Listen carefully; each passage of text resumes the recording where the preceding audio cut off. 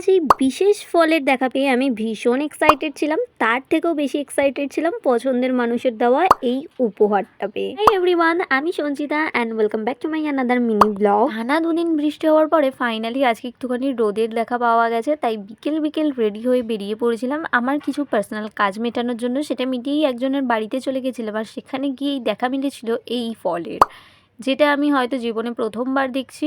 হ্যাঁ জানি অনেকেই হয়তো দেখে থাকতে পারে, কিন্তু আমি কোনোদিনও দেখিনি। তাই ভাবলাম চলো আমার মতন যারা আছে যে কোনোদিনও দেখেনি এই ফলটা, তাদের সাথে শেয়ার করে থাকি ভিডিওটা।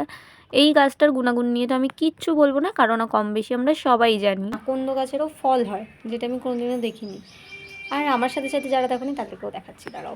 এই সেই আকন্দ গাছ যেটা দিয়ে আমরা মহাদেবের পুজো করে থাকি, আর সেই গাছের ফল দেখে তো আমি ভীষণ এক্সাইটেড। তাই ফলটা ছিঁড়ে নিয়ে দেখতে গিয়ে গাটা পুরো গিনগিন করে উঠলো, কিন্তু তাতে কি, তারপরে আমার পছন্দের মানুষের দেওয়া পছন্দের উপহার পেয়ে মনটা তো বেশ খুশি হয়ে গেল। চলো আজকের মতন টাটা, দেখা হচ্ছে নেক্সট ভিডিওতে।